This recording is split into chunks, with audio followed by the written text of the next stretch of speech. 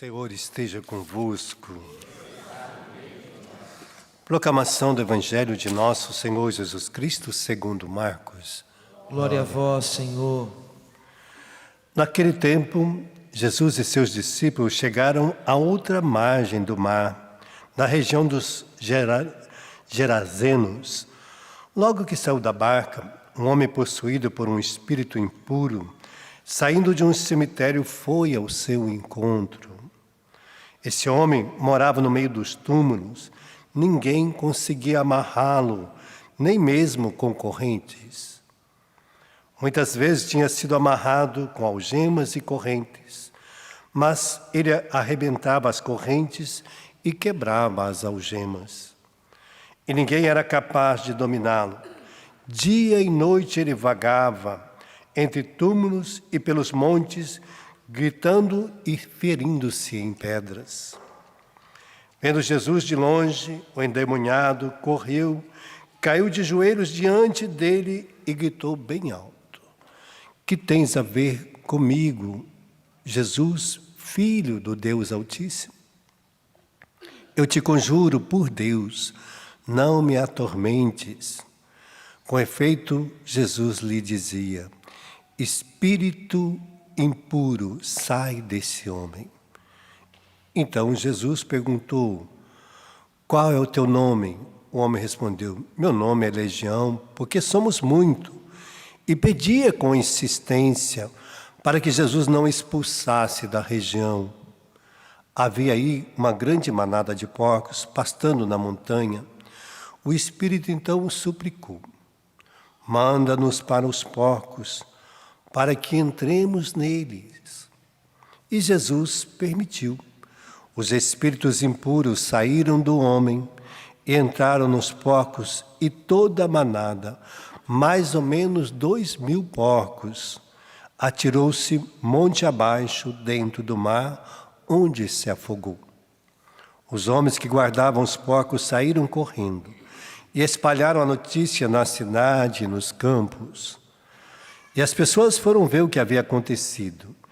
Eles foram até Jesus, viram o endemoniado sentado, vestido no seu perfeito juízo, aquele mesmo que antes estava possuído por legião. E ficando com medo, os que tinham presenciado o fato explicaram-lhe o que havia acontecido com o endemoniado e com os porcos. Então começaram a pedir que Jesus fosse embora da região deles. Enquanto Jesus entrava de novo na barca, o homem que tinha sido endemoniado pediu que não deixasse ficar com ele. Jesus, porém, não permitiu. Entretanto, lhe disse: "Vai para casa, para junto dos teus, anuncia-lhes tudo o que o Senhor fez em sua misericórdia por ti." O homem foi embora e começou a pregar na Decápole tudo o que Jesus tinha feito por ele, e todos ficaram admirados. Palavra da salvação. Glória a vós, Senhor.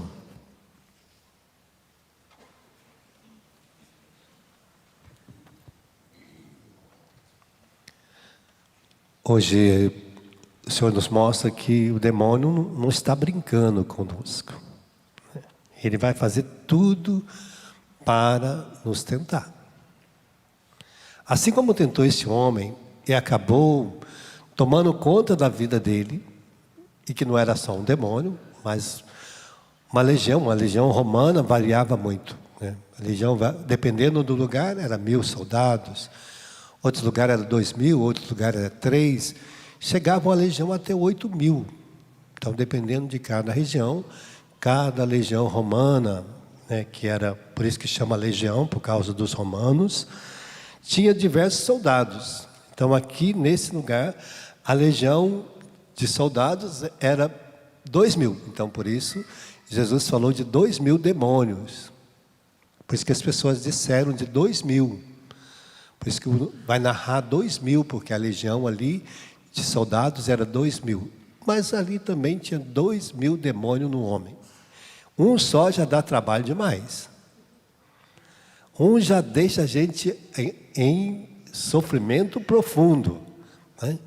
Imagina 2.000 demônios. Então está mostrando. E que ele fazia todo tipo de mal a si mesmo. Porque demônio vai fazer com que a pessoa faz mal a si mesmo. Se autoflagela, se autodestrói. Então, ele andava por ali, se machucando, se ferindo, se destruindo, porque o demônio leva a gente à autodestruição. E é importante, né? Como combater isso? Pela fé. A fé, isso mostra a primeira leitura de hoje, que todos esses homens que estavam aqui, que ele vai falar, não teria tempo mais de falar sobre Gedeão, Baraque, Sansão, Jefté, Davi, Samuel, os profetas. E aí ele vai contar a história de Isaías, que foi cerrado no meio. Isaías puseram dentro de uma tora e cerraram ele no meio.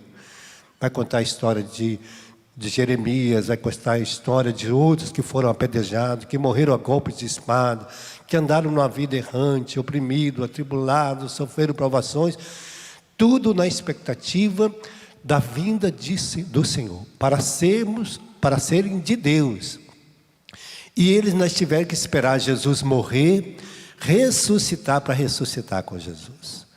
E para nós já está pronto, ele está dizendo, olha, para você já está reservado uma glória maior do que estes homens todos, maior que Davi, que teve que esperar. Eles tiveram que esperar Jesus vencer a morte, Jesus vencer no Calvário, ressuscitar para que eles ressuscitassem juntos.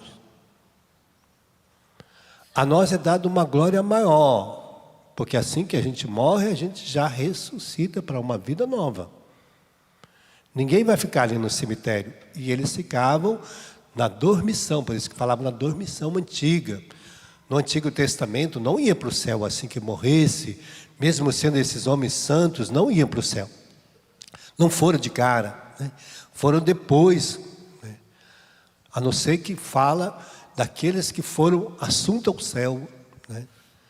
Então, nós temos aí algumas pessoas, né? Então, por isso, essas pessoas ficavam num lugar reservado por Deus, na expectativa da vitória ainda de Jesus. Então, por isso, eles ficavam nessa graça, na expectativa de Deus, né? Mesmo guardado por Deus, preservados, mas estavam na expectativa ainda da vitória de Jesus. E esta graça já nos é dada. Para quê? Para que a gente já vencesse o mal, vencesse as forças do mal, que pode marcar a nossa vida, adentrar e chegar ao ponto de dominá-la totalmente. Porque o demônio vai fazer tudo para dominar o nosso físico, o nosso corpo. Vai colocar marcas, né? Vai colocar sinais, vai colocar coisas dentro de nós para nos marcar, fazer com que os dardos dele tenham. Até que quando a gente pega a leitura da carta de Timóteo 4, vai dizer: o Espírito diz expressamente que nos tempos alguns vão de afastar-se da fé. Então a primeira coisa, ele vai tirar você da fé de Cristo. Vai tirar você da fé. Vai fazer com que você viva até mesmo a sua religião, a sua vida religiosa, um pouco assim, como uma coisa comum, uma coisa qualquer. Como ir na escola, como ir em algum outro lugar, num terreiro de macumba, na feitiçaria, ou ir na igreja, tanto faz. Então, é uma fé relativa, uma fé assim vazia de sentidos. Mas ele vai fazer isso. Vai tirar a fé da pessoa em Cristo, de Deus. Vai tirando, vai minando, vai colocando outros sentidos da fé. Não é bem assim, aqui está dizendo. Alguns vão apostar, dando ouvido aos espíritos embusteiros e doutrinas diabólicas. Marcada com impostores, que marcado com a própria consciência, vai marcar a consciência, vai criar um laxismo na nossa consciência. Não é bem assim, não precisa ser tão rigoroso, não precisa ser assim, não. Olha, a vida dá para levar mais ou menos, então a fé é levada mais ou menos, então a nossa vida vai mais ou menos. Então, por isso vai colocando hipocrisia dentro de nós, vai marcando com a infâmia, até mesmo vai proibir o casamento. Muita gente não precisa casar, aí tem uma vida devassa, namorados podem dormir juntos, não tem problema, tudo vai vivendo. tudo se vive. Então, ele vai marcando com o consciente. Proíbe o casamento. Para que casar? Aí vai gerar filhos fora do casamento. E aí vem toda uma consequência de uma geração toda destruída, constituída de qualquer jeito. Então, aí ele vai dizer, proíbe o alimento que Deus disse para que nós tomamos em ação de graça. O alimento é o quê? Corpo, a Eucaristia. A pessoa toma como que não fosse o corpo de Jesus, como que fosse só uma comunhão, uma Eucaristia. Eu vou lá na Eucaristia. Para ele não é corpo, alma e divindade de Jesus, é só uma Eucaristia. Pode comer de qualquer jeito. Então ele não coloca princípio. Então, entra de qualquer jeito. Faz de qualquer... Fica só preocupado com a Eucaristia. Não está preocupado com a conversão, com a mudança, com a vida nova, não está preocupado. Porque o demônio vai obstruindo a nossa fé, vai criando situações para que a gente leva no relativismo. Tudo é relativo, tudo pode, não tem problema. Depois você se arrepende, depois você confessa. Então a pessoa faz já pensando em confessar. Tem uma atitude de pecado, depois eu vou lá confessar. Tem gente que vive a semana inteira lá no confessionário. Por quê? Porque ele vive uma semana de pecado. E ele acha que é só confessando que resolve. Não é confessando que resolve, é arrependendo, mudando de vida. Não é só ir lá confessar, mas a pessoa precisa estar arrependida e começar uma vida nova. Não pode continuar do mesmo jeito. Então, ele vai dizendo isso e vai fazendo com que as pessoas percam o sentido. Porque o pior demônio não é esse, como essa legião que entrou nesse homem e fez ele fazer tudo isso. Todo mundo sabia que ele estava possuído pelos demônios. Mas o pior demônio é aquele que contamina a nossa vida. Não está dentro de nós. Aí fica difícil expulsar, né? Aí faz a gente xingar, faz a gente brigar. E ele fica de fora, batendo pau. Faz aquela pessoa que é casada cometer adultério. Faz a esposa, o esposo. Faz os filhos brigar com os pais, desrespeitar os pais. Olha, esse demônio é o pior que tem. Faz briga na nossa casa. Faz o esposo que ama a esposa xingar, falar palavrão para ela, agredir com palavras.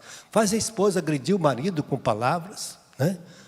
Esse é o pior demônio, que coloca veneno na nossa boca, veneno no nosso coração, faz o homem se embriagar, faz os filhos entrar na droga, que é o pior demônio esse, que coloca a droga perto dos nossos filhos e faz com que ele crie um coração laxista, né? Não tem problema, depois eu paro, não para, depois que começa a beber, não para.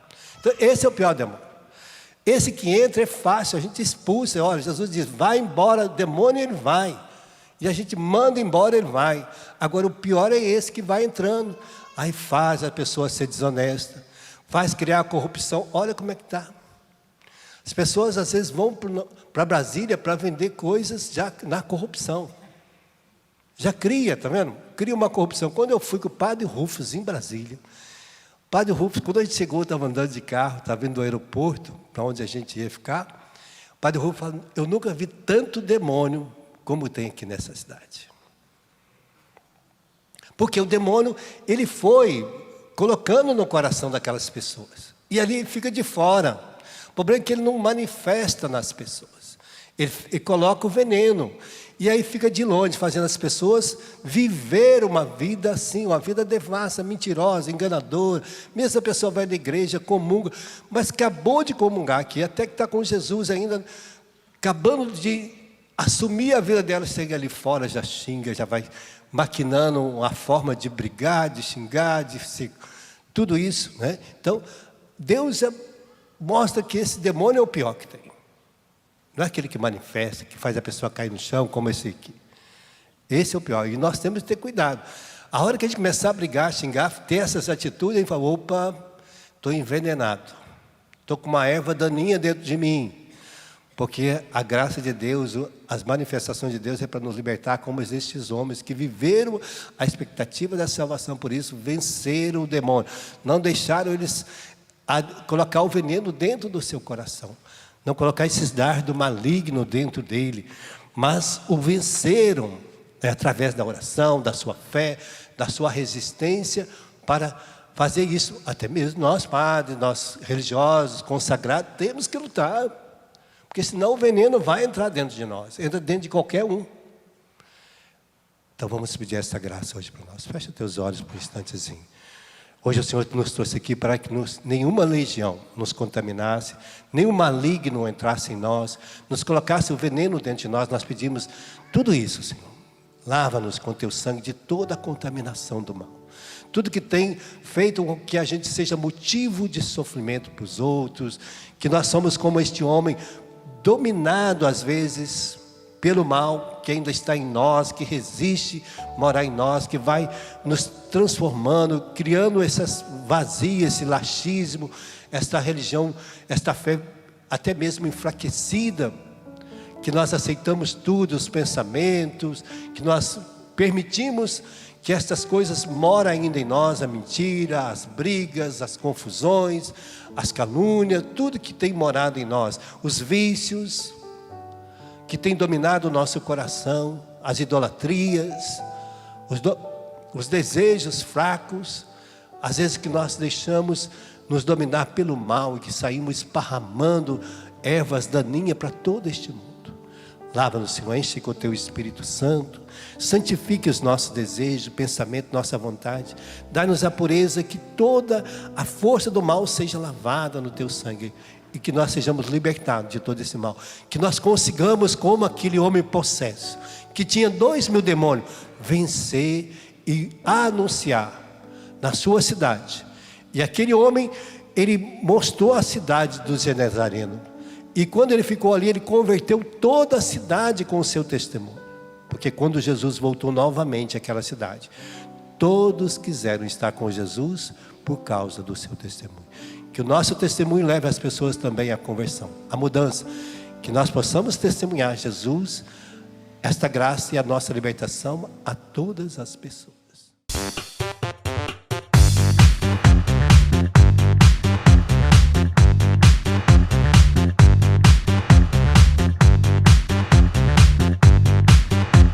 CançãoNovaPlay.com. Assine já!